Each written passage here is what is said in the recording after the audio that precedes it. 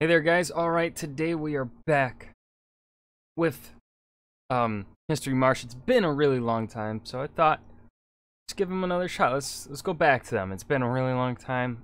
Maybe they didn't do so well when I initially reacted to them for some reason on my channel, but then like I took a look at them today and I was like, huh, they're actually doing pretty good in views compared to my average over, time. And I was like, huh, let's watch them again. So here we are with the Battle of Mohi, 1241 AD, the Mongol invasion of Europe. Nothing more to add here on the beginning. Let's go ahead and dive right in. After a crushing defeat at the hands of Genghis Khan's Mongol army in the Battle of the Khalkha River in 1223, remnants of the Cuman nation Where do you think you're going? Towards Europe. Up to the Pyrenean Riviera. Some of the refugees made it to Hungary and were allowed to settle within the kingdom. Suck an egg. Over the next 2 decades, they were largely integrated into the Hungarian army and converted to Christianity by King Bela IV and his father, Andrew II.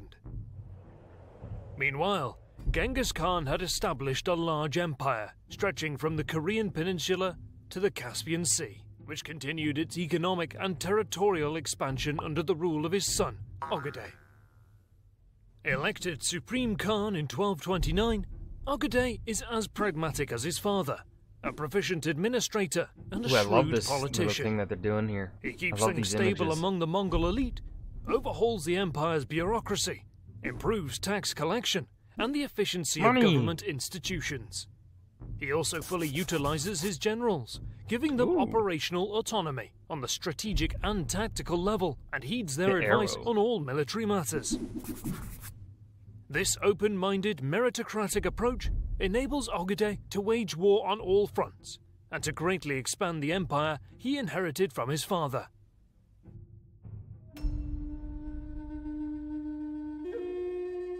Ooh, I don't think I've seen this intro from them before. I like it. Ooh, that was clean. I love it. In 1236, Ogedei sends Batu to oversee the invasion of Europe, accompanied by many notable Mongol commanders. But the overall command of the army is given to Subutai, arguably the greatest of Mongol commanders. The military campaign sees most of the Russian principalities either subjugated or vassalized, and by late 1240, Mongol envoys seek an audience with King Bela of Hungary, demanding the It's just crazy how much the Mongols expanded. Surrender of Cuman citizens.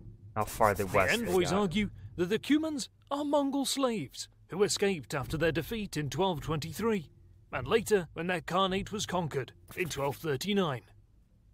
Seeing how, by now, thousands of Cuman troops are de facto under direct command by the Hungarian king, Bela flatly refuses Mongol requests, giving Subutai his casus belli. Nicknamed Bahadur, meaning the Valiant, Subutai reaches the Hungarian and Polish border in early 1241 and stops to make final preparations. He divides the army, sending 10,000 horsemen towards the fragmented Polish lands and another 10,000 towards the Carpathian Mountains, while he commands the remaining 30,000 Mongol troops directly into Hungary. King Bela mobilizes his army, including the Cumans, and orders them to assemble at Pest. But the mobilization doesn't go as planned. The Cuman Khan Khoten was recently murdered while under personal protection of the king. Feeling betrayed, the Cumans desert the army and move southwards, pillaging and He's protecting you from the Mongols and you betrayed looting him? Hungarian lands as they go. What the fuck? To the north, the Mongol detachment sweeps through Poland in a 3-pronged attack, winning numerous smaller encounters and sacking many towns, thus tying down the northern European forces and preventing them from aiding Hungary. The invaders leave in their wake scenes of apocalyptic destruction as they continue west towards Silesia. Around the same time in the Carpathians, one half of the Mongol southern detachment pushes through the heavily booby-trapped Radna Pass, while the other half passes through the mountains further south and defeats a Hungarian Transylvanian army, before both halves join forces and begin overrunning Transylvania. Meanwhile, in the center, after breaking through the fortified Verek Pass, Subutai's main army defeats Count Palatine, decimates his army, and advances towards central Hungary. Back in Pest, King Bela's mobilization plans have gone from bad to worse. Many army contingents are unable to reach Pest. In Transylvania, they are mostly trapped or overrun by Mongol forces. In the south of the country, the rampaging Cumans have tied down much of the Hungarian troops. To make matters worse, many nobles simply hate King Bela due to his policies and refuse to answer his call to arms. As a result, Bela's army lacks the usually high numbers of heavy knights and their retinues, and is predominantly comprised of infantry. Severely undermanned, Bela frantically seeks help from other European rulers. In response to his request for aid, Frederick II, the Duke of Austria, arrives with his troops, along with a small contingent of Teutonic knights and Knights Templar. But the Duke soon returns to Austria, after winning a small encounter against Mongol raiders. I hoped. With his army gathered around 25,000 strong, King Bela marches out of Pest on April 2nd. Right after leaving the city, the Hungarians are met with the first of many Mongol raiding attacks, as they advance to meet the main Mongol army, which is, by now, retreating, as Subutai wants to draw the Hungarians out to a more suitable location. Meanwhile, in Silesia, the invaders give up their attempts to take Wrocław, and rush to intercept the 8,000-strong army of Henry II, the Duke of Silesia, after learning that, in just 2 days' time, he will be joined by a much larger army, commanded by King Wenceslaus of Bohemia. On April 9th, the Mongols close in on Henry near Legnica, and nearly wipe out his army. When Wenceslaus hears about Henry's defeat in the Battle of Legnica, he turns his army and heads back to Bohemia.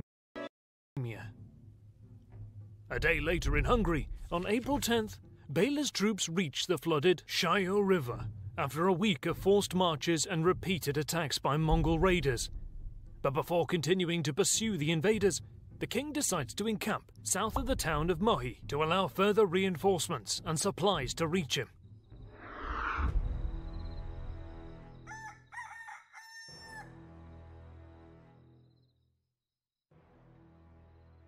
Hungarians finish setting up the camp by late morning. The troops are allowed to rest after scouting reports indicate that the Mongols are not in the vicinity.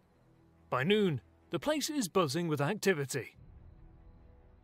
However, around mid-afternoon, a minor Mongol party is spotted near the Shayo River, but the flooded swampy terrain prevents Hungarian scouts from venturing further, leaving King Bela without any conclusive information on Mongol whereabouts. To make matters worse, Bela lacks a proper vantage point from the flat plain, and his line of sight is greatly restricted by the surrounding hills, heavy forest, and swampy terrain around the flooded rivers. Fearing a surprise Mongol attack, the king orders a fortification to be built, a wall of wagons chained together around the camp. But while the Hungarian leadership doesn't know where the enemy is, Subutai watches their every move from a nearby hill. Luckily for Bela, as the sunset approaches, an escaped Ruthenian slave reaches the Hungarian camp. The king and his advisors learn that the Mongols plan to cross the Shayo River during the night. Immediately, the king's brother, Duke Koloman, takes a mounted contingent and rushes towards the bridge near Mohi to guard it against a possible enemy crossing. They arrive around midnight, only to discover that the Mongols already began crossing the bridge. Koloman wastes no time and orders an attack. After a fierce melee, his better armoured retinue forces the Mongols to retreat. He leaves a small contingent of infantry and crossbowmen to guard the bridge, and returns to the main camp to celebrate with his men. But back across the river, Subutai changes tack and quickly sets his new plan into motion. Before first light, he orders Shaban to ride west and ford the river, while Subutai himself leads a larger detachment south to find a spot where he can build a pontoon bridge. In the meantime, Batu is to cross the stone bridge with the main body of the army and hold position on the other side of the river until the two flanking detachments get into position. Batu deploys siege engines close to the riverbank. Catapults hurl stones at the Hungarian crossbowmen, forcing them to back away from the river. With the crossbowmen neutralized, Batu's troops begin to cross. Unable to hold back the Mongol advance, Hungarian infantry is pushed off the bridge. As they keep fighting on the back foot, they spot the Mongol right flank approaching from the north. Together with their crossbowmen, Hungarian infantry immediately retreats back to the camp, sometime after sunrise. Once word reaches Bela that the Mongols are crossing, Duke Koloman, Archbishop Ugarin, and the Templar heavy cavalry rush towards the bridge to intercept the invaders before they amass numbers on the western riverbank, and to also buy some time for the rest of the Hungarian army to assemble. But once the crossing point comes into view, the large number of Mongol troops alarms Koloman.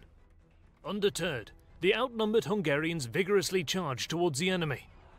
This time, however, the invaders are better prepared. Even though Koloman's heavily armoured cavalry presses the enemy hard, the Mongols beat back the Hungarians due to the sheer number of troops that already crossed. Koloman orders a retreat, not wanting to risk being enveloped, and rides back to camp. After repelling the Hungarian charge, Batu finishes the crossing around early morning and arrays his troops in battle formation, bracing himself for the main Hungarian attack. Upon returning to camp, Koloman finds that Bela... I just noticed this fucking arrow sign to Pest. I think that was there before, but I just didn't acknowledge it. I love that. Hasn't issued proper orders for the army to prepare for battle. Incensed at his monarch's apparent incompetence, Archbishop Ugarin publicly scolds the king. Uh-oh. Nevertheless, Hungarian commanders ordered the troops to march north to meet the Mongols, despite being disorganized and not in battle formation. Not until some 2 hours later do the Hungarians finally form up on the battlefield. Seeing he is outnumbered, Batu is concerned that his light cavalry cannot withstand for long against a direct assault from the Hungarian heavy cavalry, and he hopes that Subutai will reach him soon. But Subutai is still in the process of crossing the river after having to move through the heavy forest away from the riverbank in order to avoid detection, only to be further delayed while attempting to build the makeshift bridge across the overflowing river. Back at the bridgehead, King Bela orders his troops to charge the enemy. He directs the best troops at his disposal towards Batu's position. Heavy fighting ensues, with the Hungarians getting the better of the action. Ooh. Unable to maneuver with their backs against the river, lighter armored Mongol troops are forced Yeah, the Mongols are best when they can maneuver, and they cannot. This is not a battlefield suited to the stand Mongols. and fight, taking many losses while being pushed further and further back. Such is the ferocity of the hand-to-hand combat that Batu himself comes under pressure, with 30 members of his personal bodyguard falling during the fighting. Finally, as noon rolls on, Subutai's flanking force appears. Seeing the Mongols to their rear, the Hungarian troops flee in panic, back to their fortified camp. The invaders chase the enemy, striking down many Hungarian infantrymen on their way back. After reaching the camp, Hungarian commanders order the troops to take up defensive positions, but Subutai orders his troops not to attack the wagon fort directly. Instead, they surround the hapless Hungarians and begin peppering the camp with showers of flaming arrows and Chinese firecrackers while they wait for their siege engines to arrive. Once brought up to the front line, the catapults launch barrages of missiles, wreaking considerable havoc among the entrapped Hungarians. Throughout the afternoon, Hungarian commanders launch a few sorties in an attempt to drive the Mongols away, but the invaders simply gallop away from the attacks and regroup elsewhere on the camp perimeter. Yep, now the Mongols are in their prime position. Hungarian morale breaks, and they begin fleeing in large groups southwards through a portion of the Mongol line deliberately left open. Mongol archers harass the fleeing enemy, killing scores of them during the pursuit. In the chaos, Archbishop Ugrin is killed, and Duke Koloman is severely wounded. He would die of his wounds several days later, and King Bela retreats with the remnants of his army. By nightfall, the Battle of the Shayao River is over. Mongol losses were 3,000 to 5,000 in total, but the Hungarian side casualties were horrendous. Nearly 85 to 90% of the army was killed or severely wounded. King Bela fled first to Bratislava, then to Hainburg on the Austrian border, and later to Dalmatia. He was captured by Duke Frederick II of Austria and was forced to cede 3 western counties to Austria before he was released. It would take many years for Hungary to recover from the devastation that the Mongols caused in the aftermath of the 25 to 30% of the population of Hungary was killed in this? battle. Holy shit. When the Mongols left Hungary, King Bela began rebuilding his destroyed kingdom. He repudiated many of his foreign policies and donated land to major nobles. As long as they agreed to build fortresses on the land, Bela forced Frederick of Austria to return the 3 counties he extorted from him. Eventually, Bela IV would be recognized by Hungarian historians as the second founder of the kingdom. I guess that's pretty nice. Oh, on. During 1241, the Mongols set up a preliminary administrative structure in Hungary, possibly intending to prepare for long-term operation occupation. In early 1242, a particularly cold winter enabled them to cross the frozen Danube River into western Hungary, but they abruptly withdrew back to Russia after only 2 months. Exact reasons for their withdrawal are not fully understood. Yeah, that kind of doesn't make sense. The Mongols pursued King Bela into Dalmatia, but were unable to capture him. Balkan mountainous terrain was not conducive to the Tatars' steppe tactics, so they pulled back to the Carpathian Basin and rampaged through Hungary and Wallachia. They stayed in Hungary over the next 9 months, launching several widespread raids into Central Europe. You know what? You could argue that perhaps because the more mountainous and